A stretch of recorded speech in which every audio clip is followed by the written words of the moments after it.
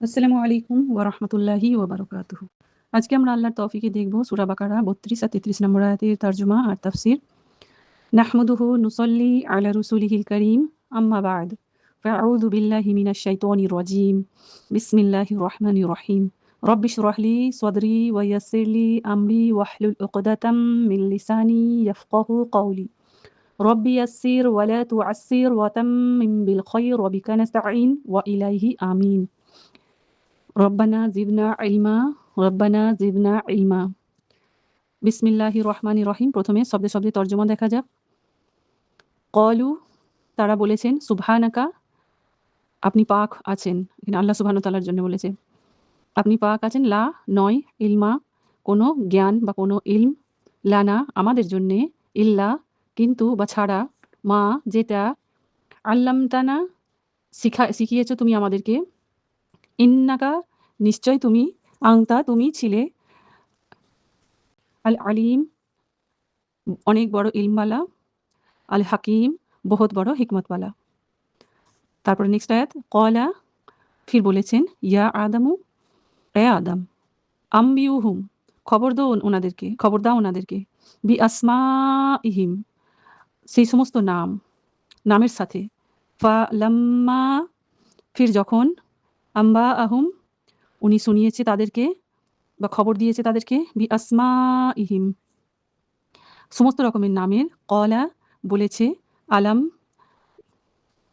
কেন নয়, আলাম কেন নয়, আকুল আমি বলেছি না, লাকুম তুমি বা তোমাদের জন্য, ইন্নি নিশ্চয় আমি, আলামু আমি জানি, আইন গয়বা গয়ব মানে এখানে গায়েব মানে হচ্ছে যেটা অদৃশ্য, আসসামাওয়াতি আসমানের, ওয়াল আরদি আর জমিনের, ওয়া আলামু আর আমি জানি, মা যা কিছু, তুবদুনা তোমরা যেটা জাহির করো বা তোমরা যেটা প্রকাশ্যে করো, ওয়ামা আর যেটা, কুনতুম তোমরা ছিলে, তাকতুমুন লুকোতে বা যেটা আমরা লুকিয়ে করি বা আমরা জাহির করে করি, প্রকাশ্যে করি, সমস্ত কিছু আল্লাহ সুবহানাহু ওয়া তাআলা জানে।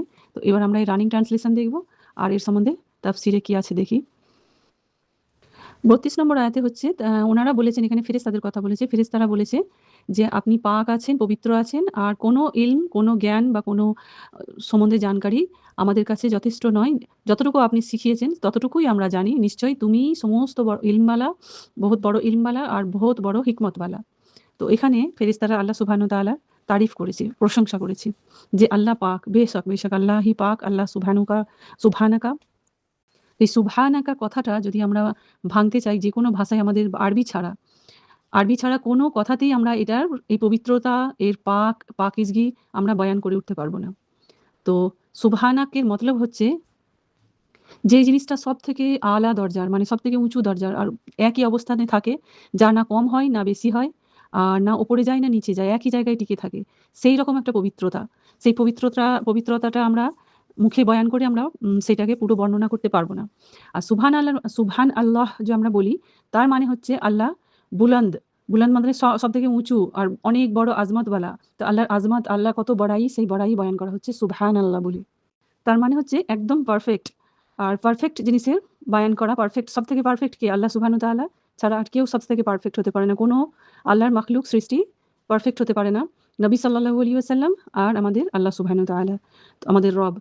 তো এখানে সবথেকে কামাল দরজা আল্লাহ সুবহানাহু ওয়া তাআলার জন্য এখানে বয়ান করা হয়েছে। যখন ফেরেশতারা আল্লাহকে এই একটা এত সুন্দর নামে আল্লাহ পাক সেটা বলেছেন, তো আমাদের সেটাকে কল্পনারও বাইরে। একটা ফেরেশতা, তাদেরকে আমরা বলি ফেরেশতারা কত পাক, কত তাদের মধ্যে কোনো খারাপই নেই, কোনো গুনাহ নেই। কিন্তু তারা যখন আল্লাহর পাকিজগি বয়ান করছে, তো কতটা পাক হতে পারে সেটা আমাদের চিন্তার মধ্যেও আসবে না।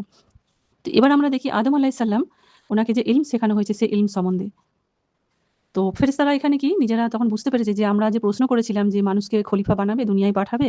তো আমাদের সেই যখন আদম আলাইহিস সালাম যে সমস্ত খবরগুলো দিচ্ছে বা আদম আলাইহিস সালামের যখন তখলিক হয়ে গেছে, বানানো হয়ে গেছে, তো তখন দেখে ফেরেশতারা নিজেদের ওই প্রশ্নের যে চিহ্নটা দিয়েছিল, সেই প্রশ্ন চিহ্নটা থেকে নিজেরাই বুঝতে পেরে গেছে যে এটা আমাদের প্রশ্ন করাটা ব্যর্থ ছিল। আল্লাহই সবথেকে বড়, আল্লাহই সমস্ত কিছু সৃষ্টিকর্তা। আর আল্লাহ কত সুন্দর জিনিস সৃষ্টি করতে পারে। আদম আলাইহিস সালামকে দেখে ওনাদের সেই জিনিসটা অনুভব হয়ে গিয়েছিল। তো ফেরেশতাদের এই কথাটা সুবহানাকা যে বলেছে, সুবহানাকা বলার মতলব হচ্ছে ওনাদের যে প্রশ্ন করাটাকে নিজেদেরকে শুধরে নেওয়া, সেটা না।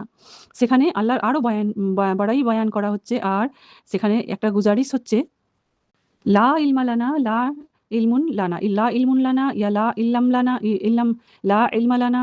তো এই কথাটা হচ্ছে যে এর থেকে বেশি জ্ঞান আমাদের মধ্যে নেই। তার জন্যে আমরা এটা বুঝতে পারিনি। আর এই যতটা জ্ঞান আল্লাহ আমাদেরকে দিয়েছে, যেমন আমাদের মানুষদের কথা হচ্ছে, তার থেকে জ্ঞান আমরা পাবো না বেশি। একটা সমুদ্রের মধ্যে থেকে যদি একটা পাখি ঠোঁটে করে পানি নিয়ে যায়, সেই পানি থেকে যদি একটা ড্রপ দুনিয়ায় পড়ে বা পানি মুখ থেকে পড়ে, সেই পানির কাতরার মতো সারা দুনিয়ার ইলমটাকে যদি এক জায়গায় করা হয়, সে একটা পানির কাতরার মতো আল্লাহর কাছে এতটা ইলম আছে।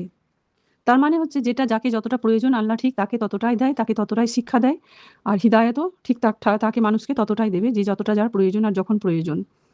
যেমন একটা শিক্ষক সে বুঝবে তার কোন স্টুডেন্টটা কেমন, কোন স্টুডেন্টটা কতটা কিভাবে বুঝতে পারবে। সে একটা হাই লেভেলের যা মেরিট আছে যার, তাকে কিভাবে বোঝাতে হবে, আর যার একটু কম মেরিট আছে আর কেউ সাধারণ উদাহরণ দিয়েও যদি তাকে বোঝানো হয় সে বুঝে যাবে, তো তাকে সাধারণ একটা উদাহরণ দিয়েও বোঝানো হয়। এখানে আল্লাহ সুবহানাহু ওয়া তাআলার বাড়াই বয়ান করা হয়েছে, মানে আল্লাহ সুবহানাহু ওয়া তাআলা যাকে যেভাবে যে বুঝবে তাকে সেইভাবে বোঝানোর জন্যে উদাহরণ বা তাকে সেইভাবে বুঝিয়েছে, বা এখানে আমাদের প্রত্যেকটা আয়াত তুলে দিয়েছে। তার মানে কি, আমরা এটাকে নিয়ে গড় ফিকার করে আমরা এটার উপরে একটু চিন্তা ভাবনা করে যদি দেখি, তো আমাদের মধ্যেও সেই জিনিসটা বুঝবার জন্য আল্লাহ সুবহানাহু ওয়া তাআলা দিয়েছে যে আমাদের ফেরেশতাদের মতন মনে কোনো প্রশ্ন উঠলে, আমাদের তাকদীর নিয়ে, আমাদের কোনো বিষয় নিয়ে, তো তখন আমাদের সেটা নিয়ে প্রশ্ন না করে আল্লাহর তাখলিকের উপর বিশ্বাস করে, তাখলিক আর তাকদীর, এই তাকদীরের উপর যদি বিশ্বাস করে যাই, যে তাহলে আমাদের জীবনটা আমাদের জন্য সহজ হয়ে যাবে। কেন আমাদের কাছে ওইসব বুঝবার জন্য ইলমই নেই, আমাদের তাকতই নেই, আমাদের ব্রেনে সেই ক্যাপাসিটি দেয়নি আল্লাহ সুবহানাহু ওয়া তাআলা। যেমন আমরা অনেক আম্বিয়ার কথা আমরা শুনি যে অনেক 25টা আম্বিয়ার কথা এখানে কোরআনে বলা হয়েছে, বাকি আরও আম্বিয়া দুনিয়াতে এসেছেন আলাদা আলাদা জায়গায়।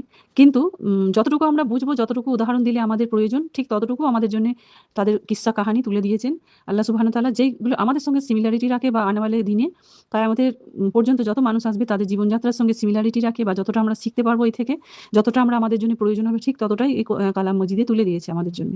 তো আমাদেরকে এইভাবে আমাদেরকে সেটা গড় ও ফিকার করতে হবে, চিন্তা ভাবনা করতে হবে নিজেদের জীবনকে শুধরানোর জন্যে। আর যখন বাদশা, মিনিস্টার, এই সমস্তগুলোর নাম কিন্তু এই কোরআনের মধ্যে কি আছে? নেই। যেকোনো যেই দুনিয়ার বড়, বড় আমরা আলিমের কথা দেখি, অন্যান্য যারা ধর্মাবলম্বী আলিম, বা আমাদের যে সমস্ত আগে গুজরে গেছে যে সমস্ত হিস্টোরিয়ান, বড়, বড় আমরা বাদশাদের কথা আমরা পড়ি, যেমন রোমান বাদশা থেকে আরম্ভ করে।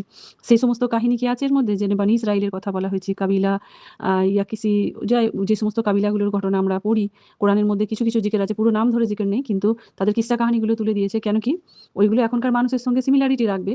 তো আল্লাহ এর মধ্যে কোনো হিকমত আছে, সেই হিকমতের কথা এখানে ফেরেশতারা বলেছেন। যেমন আমরা সূরা কাহাফ যখন পড়ি, তো তখন আমরা সূরা কাহাফের ঘটনায় ওই বান্দারা যারা এসে নিজের ঈমান বাঁচাতে পাহাড়ের গুহার মধ্যে লুকিয়েছিল, আর ৩০০ বছর তাদেরকে ঘুম পাড়িয়ে আল্লাহ সুবহানাহু ওয়া তাআলা রেখেছিলেন। কিন্তু তাদের নামের কথা কোরআনে জিকির নেই। কেন? তাদের নামটা নিয়ে আমাদের প্রয়োজন নেই। তাদের হচ্ছে ওই যে ঈমানের মজবুতি, সেটা ঈমান বাঁচানোর জন্য আমাদেরকে কি করা উচিত, তার নিদর্শন হিসেবে আমাদের ঘটনাটা তুলে ধরেছে। তো সেইটাই আমাদের যতটুকু আমাদের প্রয়োজন, ঠিক ততটুকুই আমাদেরকে জানানো হয়েছে বা বোঝানো হয়েছে। বাকি জিনিসগুলো আমরা অন্যান্য জায়গা থেকে আমরা জানকারি পাই, কিন্তু আমাদেরকে মেইন ঘটনাটা কি সেটা নিয়ে আমাদেরকে জীবনে শিক্ষা নিতে হবে। নাকি আমাদের ওই ছোট, ছোট ওই নাম কি ছিল, কার বেটা ছিল, সে একা এসেছিল না তার বিবি বাচ্চাদেরকে নিয়ে এসেছিল, বা বিবি বাচ্চাকে কোথায় রেখেছিল, তাদের জিম্মে। তো আমরা যত প্রশ্ন করব এইসব সম্বন্ধে, তত নিজেদেরকে আরো ওর মধ্যে জড়িয়ে ফেলবো। আর আমাদের কি হবে? জড়িয়ে ফেলে আমরা পথভ্রষ্ট হয়ে যাব। ওইজন্য দ্বীনের মামলাতে বেশি প্রশ্ন না করে যেভাবে এসেছে সেইভাবে হুকুমগুলোকে ফলো করাই আমাদের জন্য, নিজেদের জন্য ভালো। আর যখন তাকদীরের বিষয়ে কোনো প্রশ্ন করি, তো তাকদীরও আমাদের মধ্যে ওটা আরকি জড়িয়ে যাবে, মানে কি বলবো, উলঝে যাবে। তো বেশি আরো ক্রিটিক্যাল হয়ে যাবে জিনিসটা। তো সেইজন্যে তাকদীরের বিষয়েও আমাদেরকে বেশি প্রশ্ন করতে নেই বা জিজ্ঞাসু হয়ে সেই জিনিসের উপর যখন আমরা আরো গড় ফিকার করব, তো আমরা ঈমান হারা হয়ে যেতে পারি। আমাদের দিমাগে কিন্তু ওই জিনিসগুলো আমাদের বোঝবার ক্ষমতার বাইরে। তো এখানে যদি আমরা দেখি ফিজিক্স, বায়োলজি সমস্ত যেগুলো আমরা পড়ি, তো তার মধ্যে অনেক কিছু জিনিস আমরা শিখতে পারি, জানতে পারি, কিন্তু তার ইশারা কোরআনের মধ্যে আছে, আয়াতের মধ্যে আছে, কিন্তু ওর ডিটেইলস নেই। তো ডিটেইলস আমাদেরকে নিজেদেরকে কিছুটা খুঁজে বার করার আল্লাহ আমাদেরকে তাকত দিয়েছে। তো কিছুটা আমরা খুঁজে বার করে আজকে দুনিয়াতে সমস্ত জিনিস আবিষ্কার হচ্ছে, তার উপরে গড় ফিকার করে জীবন চলছে মানুষের। তো কোরআন সায়েন্সের কিতাব নয়, সাইনের কিতাব। সাইন মতলব চিহ্ন। তো আমাদেরকে হিন্টস দিয়ে দিয়েছে। আমাদের সেখান থেকে যদি খুঁজে বের করে আমাদের জীবনের কোনো ভালো কিছু আমরা বার করতে পারি, জীবনকে সহজ করার জন্য, তো সেটা করা যায় যাচ্ছে। কিন্তু কোনো জিনিসের পিছনে পড়ে নিজেকে ঈমান হারা হওয়া বা মানুষকে গুমরাহ করা, গুমরাহি কি আর আমাদের সিধা রাস্তা কি, সেটা আমাদেরকে নিজেদেরকে এই সমস্ত কোরআনের কালামের প্রত্যেকটা ঘটনা যদি আমরা দেখি, গড় ফিকার করি, তো আমরা বুঝতে পেরে যাব যে কোনটা গুমরাহি আর কোনটা সিধা রাস্তা। তো চলুন এবার আমরা দেখি ৩৩ নম্বর আয়াতে। ৩৩ নম্বরের আয়াতে হচ্ছে যে এখানে আল্লাহ সুবহানাহু ওয়া তাআলা বলেছেন, "এ আদম, খবর দাও ইনাদেরকে যে সমস্ত নামের আমি তোমাকে যেটা শিখিয়েছি।" তো যখন উনি আদম আলাইহিস সালাম খবর দিয়েছে সমস্ত নামের, ফির তো আল্লাহ সুবহানাহু ওয়া তাআলা তারপরে বলেছে ফেরেশতাদেরকে উদ্দেশ্য করে, "আমি তোমাদেরকে বলেছিলাম না? নিশ্চয়ই আমি যেটা জানি সেটা তোমরা জানো না।" মানে গায়েবের খবর আদম আলাইহিস যে কোয়ালিটি, এত নাম মনে রাখা, সমস্ত দুনিয়ার সমস্ত বস্তু, বিষয় যা কিছু আছে সমস্ত জিনিসকে যেন কাছ থেকে দেখিয়ে বলা, সেইরকমভাবে বলে নাম শিখিয়ে দেওয়া, সেই নামের যে শিখবার যে কোয়ালিটি আদম আলাইহিস মধ্যে ছিল, তো সেইটাকে লক্ষ্য করে এখানে ফেরেশতাদেরকে আল্লাহ সুবহানাহু ওয়া তাআলা বলেছেন, আমি কি বলেছিলাম না তোমাদেরকে যে সমস্ত জমিন আর আসমানে যা কিছু গায়েব আছে সেই সমস্ত গায়েবের খবর আমি জানি, আর যা কিছু তোমরা জিকির করো, যা কিছু তোমরা লুকিয়ে করো আর জাহিরে করো, সমস্ত কিছুর খবর আমরা জানি। আমরা নয়, সরি, আমি জানি। এখানে আল্লাহ সুবহানাহু ওয়া তাআলা এই রানিং ট্রান্সলেশনে 33 আয়াতে এটা বলেছেন। তো এখানে আদম আলাইহিস যে সমস্ত আদম আলাইহিস নাম নাম বলতে এখানে আমরা যদি দেখি, জমিন আসমানে যে সমস্ত জিনিস আছে প্রত্যেকটা জিনিসের নাম আল্লাহ সুবহানাহু ওয়া তাআলা আদম আলাইহিস শিখিয়েছিলেন। তো তামাম জিনিসের নাম যদি আমাদের সামনেও শেখানো হয়, এখন হয়তো কিন্তু আমরা সেইগুলো সব মনে রাখতে পারবো না বা ওইভাবে বয়ান করতে পারবো না। তো একটা মানুষকে জন্ম কি, একটা মানুষকে পয়দা করা হয়েছে, কিন্তু জন্ম দেওয়া না ঠিক। একটা মানুষকে তাখলিক করা হয়েছে, বানানো হয়েছে। বানানোর পরে তাকে এই সমস্ত ইলম শেখানো হয়েছে, সমস্ত কিছু নামের ইলম। তো কোনো জিনিসের পরিচয় আমরা নাম থেকে পাই, আর তার কোয়ালিটিও তার নামের মধ্যে লুকিয়ে থাকে। তো সেই হিসেবে নাম শেখানো হয়েছে। আর ফেরেশতারা যখন এগুলো যখন দেখলো, তো দেখার পর এই সমস্ত যা কিছু জাহির করে এখানে কি, এই নামগুলো যে আদম আলাইহিস সালাম জানতেন, শিখিয়েছেন, তার মনে কতটা কেমন আছে, কিভাবে সে মনে রেখেছে সেটা আল্লাহ সুবহানাহু ওয়া তাআলা জানে। তার মানে কি না, তার ইলমের খবরও আল্লাহ সুবহানাহু ওয়া তাআলার কাছে আছে যে কতটা সে নাম মনে রাখতে পেরেছে। প্রত্যেকটা মানুষেরও তেমনি যে সমস্ত আমল আমরা করছি লুকিয়ে বা জাহির করে, সমস্ত কিছু আল্লাহ সুবহানাহু ওয়া তাআলা জানে। যে আমরা কতটা কি করতে পারি, সমস্ত কিছুর জ্ঞান আল্লাহর কাছে আছে। কিন্তু ফেরেশতারা তার কিছুই জানে না, গায়েবের ইলম। গায়েবের ইলম সে একমাত্র আল্লাহ ছাড়া কেউ জানে না। আর সেই কথাটাই আল্লাহ সুবহানাহু ওয়া তাআলা এই আয়াতের লাস্টে বলেছে, তোমরা যা করো জাহিরি আর লুকিয়ে সমস্ত জিনিসের খবর কিন্তু আমার কাছে আছে, আমি সমস্ত কিছু জানি। তো এটা বলা মানে আমাদেরকে অ্যালার্ট করে দেয়া, সচেতন করে দেয়া হচ্ছে যে আমরা অনেক সময় ভাবি যে কোনো কাজ করলে আমরা লুকিয়ে করছি তো কেউ দেখবে না, মানুষের নজর থেকে আমরা লুকাতে পারবো, কিন্তু আল্লাহর কাছ থেকে লুকাতে পারবো না। চাহে অন্ধকার, গভীর অন্ধকারেও কোনো কাজ করি না কেন, ভালো মন্দ সমস্ত কাজের খবর আল্লাহ সুবহানাহু ওয়া তাআলার কাছে আছে। আর এখানে একটা কথা, এই কথাটা বলবার উদ্দেশ্য হচ্ছে যে তোমরা করো লুকিয়ে আর দেখিয়ে, সেটা আমি জানি। তার মানে এখানে শুধু তোমরা মানে ফেরেশতা শুধু নয়, ফেরেশতার সঙ্গে আরো কেউ ছিল, সেটা হচ্ছে ইবলিস। আর এখানে ইবলিস ছিল ফেরেশতাদের সঙ্গে জান্নাতে। তো তাকেও খুব বড় মার্তাবা হাসিল হয়েছিল। সে খুব ইবাদতগুজার ছিল। আর সমস্ত কিছু করা সত্ত্বেও এখানে আল্লাহ সুবহানাহু ওয়া তাআলা ওর মনের মধ্যে যে ঘমন্ড, অহংকার যে ছিল সেটা আল্লাহ সুবহানাহু ওয়া তাআলা জানে। আর সেইটার জিকিরই এখানে করেছে যে তোমরা যেটা লুকাও আর জাহির করো সেটা কিন্তু আমি সব জানি। কেন? আল্লাহ হচ্ছে আমাদের রব, আমাদের খালিক, আমাদেরকে পয়দা করেছে, দুনিয়াতে বানিয়েছে, যা ইবলিসদেরকেও, ইবলিস বা ফেরেশতাদেরকেও আসমানে বানিয়েছে, আসমানি দুনিয়াতে। তো তাদের সমস্ত খবরও আল্লাহ সুবহানাহু ওয়া তাআলা জানে যে কে কতটা কি করতে পারে। তো এখানে ইবলিসের যে অহংকার, সেই অহংকারের কথাটা ওর মনের মধ্যে যে লুকিয়ে ছিল সেটা জানে আল্লাহ সুবহানাহু ওয়া তাআলা, সেইটারই এখানে জিকির করে বলতে চেয়েছেন। এবার যখন এখানে এই লুকানো আর জাহির করা আমলের কথা বলা হয়েছে, তখন ফেরেশতারাও শুনে হয়রান হয়ে গেছে যে আল্লাহ সুবহানাহু ওয়া তাআলা এখানে লুকোনো আমলের কথা কেন বলেছে? কেন ফেরেশতারা তো এমন কোনো কিছু লুকোয়নি যে সে জানবে যে হ্যাঁ, তার ভয় খাবার কারণ বা তাকে এই কথাটা বলার কারণ। কেন ফেরেশতারা কোনো কিছুই লুকোয় না। একমাত্র আল্লাহ সুবহানাহু ওয়া তাআলা যা হুকুম দেয় তার হিসাবেই তারা কাজ করে। তো তখন ফেরেশতারা হয়রান হয়েছে। আল্লাহর হুকুম যে যা কিছু সে হুকুম করে আল্লাহ সুবহানাহু ওয়া তাআলা সমস্ত কিছু ওরা পালন করে নেয় ফেরেশতারা। এবার ফেরেশতারা হুকুম পালনের সাথে, সাথে আল্লাহর তাসবিহ বয়ান করে, হামদ বয়ান করে, আল্লাহর সবসময় ইবাদত করতে থাকে। তো তা সত্ত্বেও আল্লাহ সুবহানাহু ওয়া তাআলা মানুষকে বানালো কি কারণে? তো সমস্ত কিছু করার পরেও আল্লাহর কি কিছু আরো প্রয়োজন ছিল? যার জন্য এই যে মানুষগুলোকে বানিয়েছে, সমস্ত এই আদম আলাইহিস সালামকে বানালো। তো সবকিছু করার পরেও তো এক দুসরার যে প্রয়োজন, জরুরাত আছে, যে অন্য কওমেরও জরুরাত হতে হতে পারে, বা এক দুসরার যে মওজুদগি মানে উপস্থিতি আর তার ইম্পোর্টেন্স, এখানে আমাদের কিন্তু বরদাস্ত হয় না। একটা মানুষের এই যে মনের মধ্যে যে ইগো থাকে, তো এখানে ফেরেশতারা জানতে চেয়েছিল, শুধু ওদের উৎসুকতা ছিল যে কেন বানাচ্ছে মানুষকে। তো যখন মানুষের ইলম দেখেছে, ইলম দেখে তখন ওরা হয়রান হয়ে গেছে। আর আল্লাহ সুবহানাহু ওয়া তাআলার এই কথাটা শুনে যে তোমরা যেটা লুকাও সেটাও আমি জানি। তো ওখানে তোমরা বলতে এখানে ফেরেশতারা লুকোয় না, তো এখানে ইবলিসকেই টার্গেট করে বলা হয়েছে। আর ইবলিসের মনের মধ্যে যে ইগো, অহংকার ছিল, সেই অহংকারটার কথা আল্লাহ সুবহানাহু ওয়া তাআলা জেনে গিয়েছিল।